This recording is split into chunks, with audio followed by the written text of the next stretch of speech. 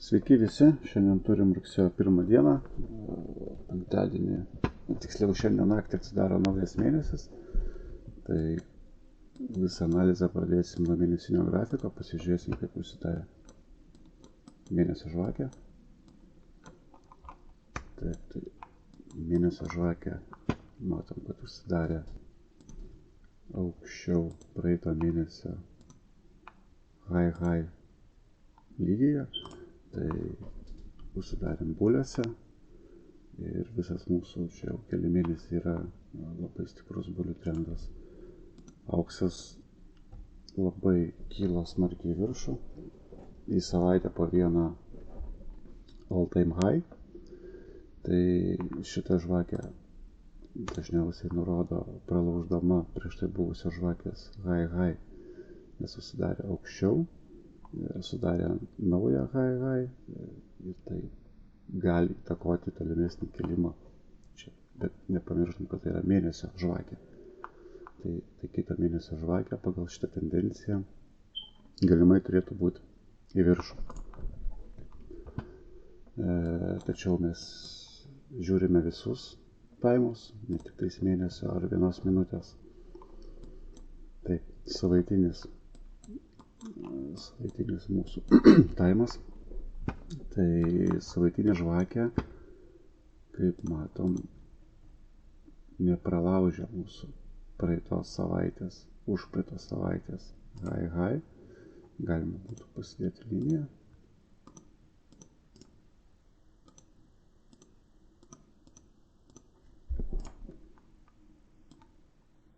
Taip, čia yra mūsų užpraeitos savaitės high. Čia yra praeitos savaitės mūsų žvakė, jinai užsidarė, jau kaip matome, meškos. Nepralaužė mūsų prieš tai buvusios aukščiausios vietos, bet ir nepralaužė mūsų žemiausio taško. Tai jinai čia gaunasi, pamatysim mažesnėme taime, jinai tiesiog konsoliduojasi, bet jau turim signalą, kad savaitiniam grafike prasideda meškos. Taip pat savaitiniam grafike turim labai didelę konsolidaciją va šitoje vietoje. Čia yra labai stiprus lygis, iki kur galėtų galimai, jeigu kris mūsų žvakė. Ir nuo kur galėtų visą tai atšokti. Nes yra stiprus lygis, bet vėlgi tai yra savaitinis grafikas, į savaitę būna tik po vieną žvakę, tai mes tuom mūsų analizė neužsibaigia ir žiūrėsim toliau, ką čia mums rodo. Taip keliaujame į dieninį grafiką. Dieninį grafike vėlgi turime labai stiprų rezistų lygius, stiprius. Kaip matome, šitą visą konsolidaciją. Šitą konsolidaciją mūsų pramušė ir dabar čia pakyla, nusileidžia, pakyla. Konkretaus trendo kaip ir nėra, tai dieninis mūsų penktadienio žvakė taip pat užsidarė meškų trendu. Yra meškos. Ką mes dar matome iš dieninio grafiko, tai čia yra mūsų visą praeitą savaitę atskiram žvakiam. Ketvirtadienio aukščiausia vieta yra šitam taške. Pažymėsiu, tai yra ketvirtadienio aukščiausias mūsų taškas. Penktadienio žvakė mūsų high nepasiekė. Jinai bandė patikrinti, pradėjo leistis, pramušė mūsų ketvirtadienio žemiausią lygį, patikrino trečiadienį. Ir žiūrėkit, užsidarė žemiau ketvirtadienio lygio. Dabar rašiau pamokas apie suportus, rezistus ir kaip užsidaro žvakės ir ką tai įtakoja. Tai artimiausiu metu irgi YouTube kanale pasirodys. Tai tas, kas esat pradedantysis, tai turėtų labai pagelbėti ir pamėginsiu aiškiai išaiškinti, ką visą tai turėtų reikšti. Tiesiog yra bendra analizė savaitai.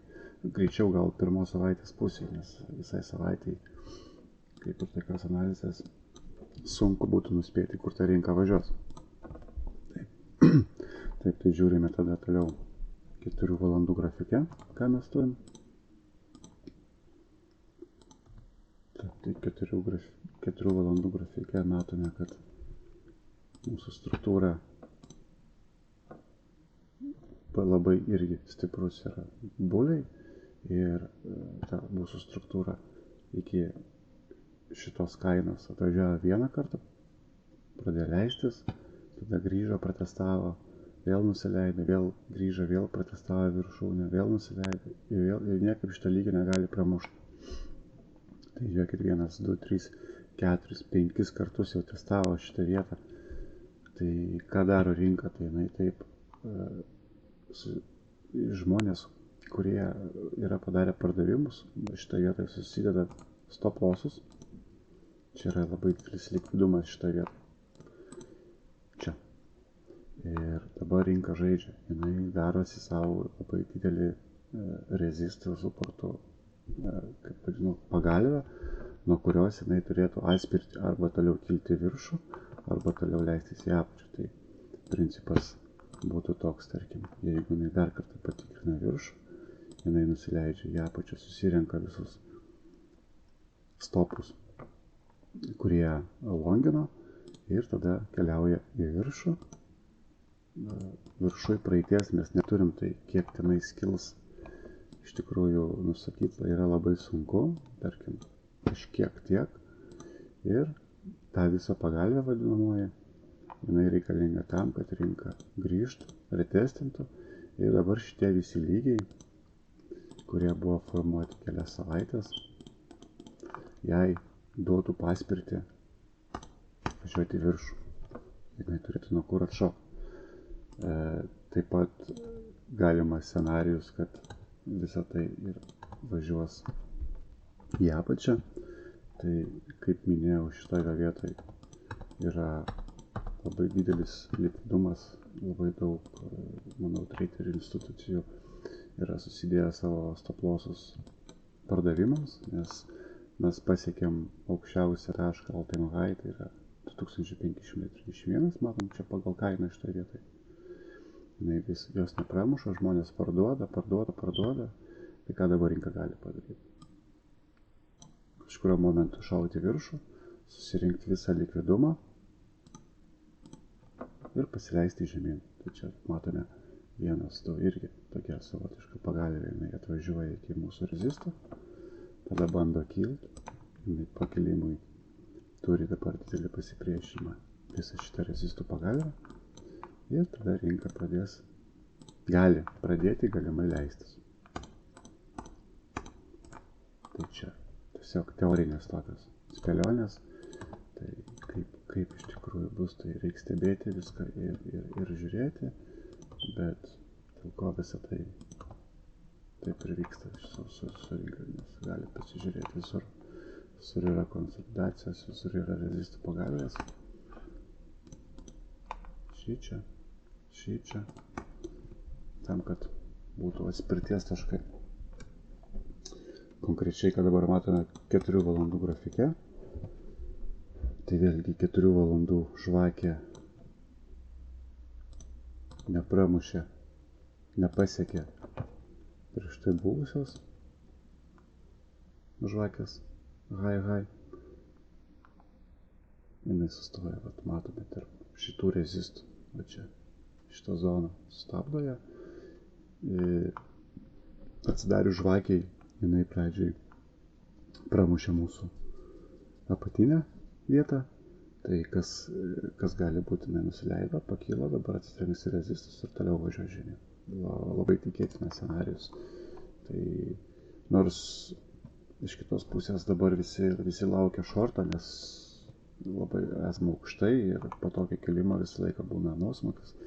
Tai dėl ko ir sakau, šitie yra labai didelis likvidumas, nes labai daug žmonių laukia kritimo. Jau jie padarė savo tos užėjimus ir dabar tiesiog laukia, žiūri, kas čia bus. Aš tokių didelių į priekį treidų nedarau, vadinamų svingų. Aš stengiuosi day trading. Man tas labiau patinka, sekasi. Tai jeigu dabar apžvelgti būtent pirmadienį, ką mes galėtume nuspėti, tai šita žvakė kaip ir jau atsidarius rinkai bus užsidarius, tai mes turime čia suportą, čia turime rezistą. Labai toli į praeitį dabar nežiūriu, tiesiog analizuoju rytojaus galimus, šios nakties ir rytojaus galimus veiksmus, nes analizės darausi kiekvieną dieną ryte prieš pradedant prekiauti. Tai kiekvieną dieną, netgi gal po 2-3 kartus darausi naują analizę. Nėra taip, kad šiandien pasidariau ir iki ketvirtadienio aš to laikaus. Rinka bet kada pasikeičia, jos judėjimas yra dinaminis ir labai greitai kintamas. Tai grįžtant prie, tiksliau gal sakyti, rytojaus analizės, ko aš laukčiau, tai man labiausiai tikėtina, kad galėtų būti pakritimas.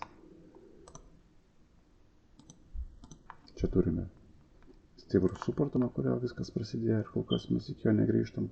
Čia retestą matom. Dabar čia rezistas pagal 4 valandas, tai visa šita zona pas man yra netreidinama. Čia aš netreidinu, laukiu, kol mano lygius prakirs, bet keliaujame į mažesnius time frame'us, pasižiūrėsim, ką tenais mums duoda aiškesnius užėjimus arba pardavimus. Taip, galim savo lygius truputį adjustint. Iš esmės labai niekas nepasikeitė, gal tiesiog mūsų suportas šiek tiek pasikeitė. Pagal valandą mūsų matome, kad vyksta, jeigu čia buvo, nepamirštam, kad tai yra didelė konsolidacija, tai nėra trendas ir jinai tiesiog konsoliduojasi į viršų į apačią. Kas yra konsolidacija, tai greičiausiai irgi padarysiu atskirą video, kad žmonės, kurie mažiau supranta, galėtų įsigilinti tai. Ir mūsų valandinis yra atšokimas, nes buvo didelis važiavimas žemyn. Palėtė kažkokį tais lygį, greičiausiai, jeigu mažesniam time frame pažiūrėtume, tai čia bus yra suportas spiglyje, tai čia suformavo suportą ir dabar atšokinėje pradeda kilti. Tai tas irgi pakilimas gali šitom ir užsibaigti, nes čia yra rezistai ir šičia. Ir jisai tiesiog pakilęs į tą lygį gali atšokti. Tai čia vėlgi reikia stebėti, tai paklai užėjimų pirkimų nedarau. Keliaujame toliau, tai yra 30 minučių taimas.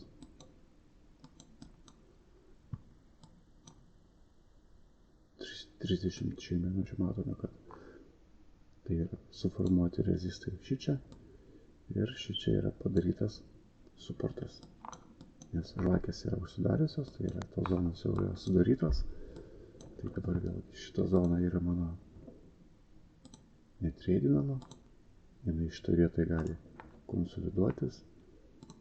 Paprasčiau tariant, kaip daug kas mėgsta sakyti, užsipilinėja kūrą, susirinkinėja pirkėjus pardavėjus ir vienu metu jinai gali tiesiog šauti. Susirenka likvidumą ir važiuoja į kitą pusę. Analogiškai gali būti ir kita pusė.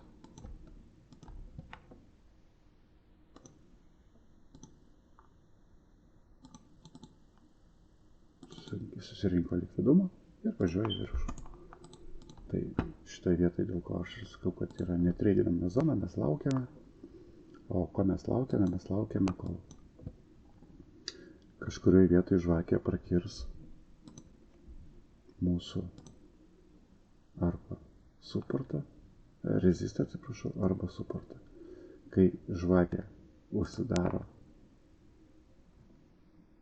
dabar negalėsiu papiešti mūsų žvakę.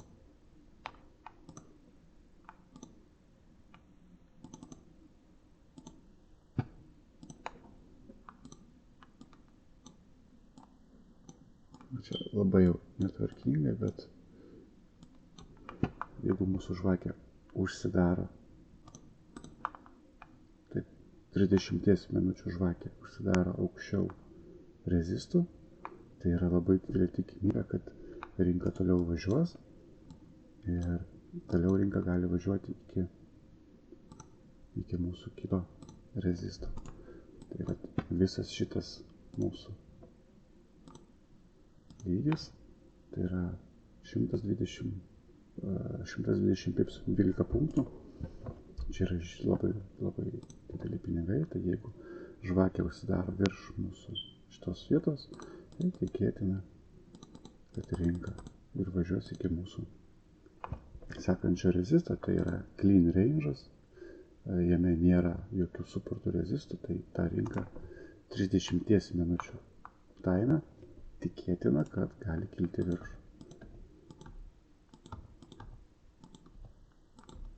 Taip. Kitas mūsų scenarijus, tai tie patys yra suportas ir rezistas. Kaip ir minėjau, mano yra patvirtinimo confirmation, kaip čia pasakyti, taimas yra 30 minučių, tai aš vadovaujus 30 minučių, nes jeigu mes užžiūrėtume 15 minučių, mes matytume, kad yra daugiau.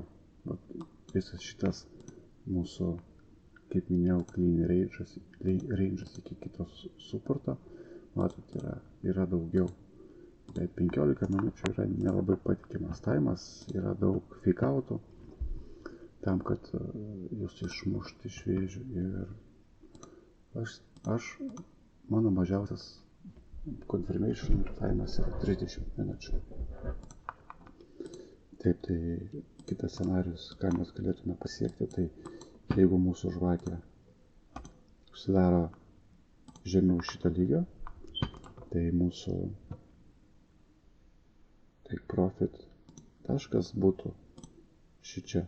Nusiemam kažkokią dalį ir plaukiam iki žemiausio taško. Tai jeigu mūsų žvakė čia užsidaro, pardavimui turiu 30 pipsų.